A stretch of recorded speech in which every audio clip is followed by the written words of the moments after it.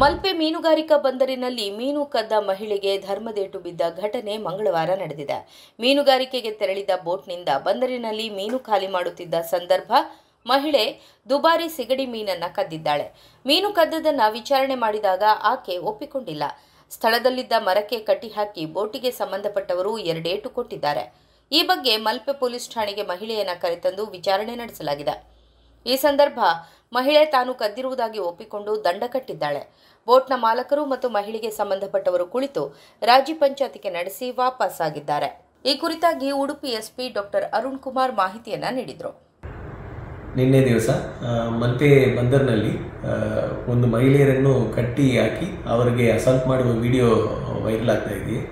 ಈ ಪ್ರಕರಣದ್ದು ಸಾರಾಂಶ ಏನಂದರೆ, ವಿಜಯನಗರ ಜಿಲ್ಲೆಯಿಂದ ಬಂದಿರುವ ಒಂದು ಮಹಿಳೆಯರು ಇಲ್ಲಿ ಬಂದು ಆ ಲೇಡಿ ಮೀನನ್ನು ಕದ್ದಿದ್ದಾರೆ ಎಂಬ ಆರೋಪದ ಮೇರೆಗೆ ಇಲ್ಲಿ ಸ್ಥಳೀಯವಾಗಿ ಇರುವ ಲಕ್ಷ್ಮೀಬಾಯಿ ಎಂಬವರು ಅವರಿಗೆ ಅಸಾಲ್ಟ್ ಮಾಡಿದ್ದಾರೆ.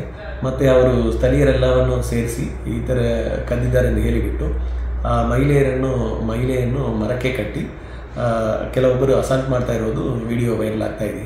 ಇದರ ಸಲುವಾಗಿ ಅವರು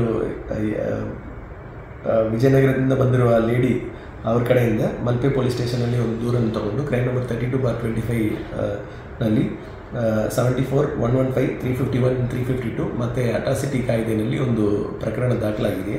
ಈಗಾಗಲೇ ವಿಡಿಯೋದಲ್ಲಿ ಯಾರ್ಯಾರು ಅಸಾಲ್ಟ್ ಮಾಡಿದ್ದಾರೆ, ಲಕ್ಷ್ಮೀಬಾಯಿ ಮತ್ತು ಸುಂದರ್, ಶಿಲ್ಪಾ ಮತ್ತು ಇನ್ನೊಬ್ಬರು ಆರೋಪಿ ಈಗಾಗಲೇ ಪೊಲೀಸ್ ಅರೆಸ್ಟ್ ಮಾಡಿದ್ದಾರೆ. ಉಳಿದ ಯಾರ್ದೇನೋ ಪಾತ್ರ ಇದೆ ಎಂದು ವಿಡಿಯೋವನ್ನು ವೆರಿಫೈ ಮಾಡಿ ಆದಷ್ಟು ಬೇಗನೆ ಅವ್ರ ಮೇಲೇನೂ ಕಾನೂನು ರೀತಿಯಲ್ಲಿ ಕ್ರಮ ತಗೊಳ್ಳಲಾಗುವುದು.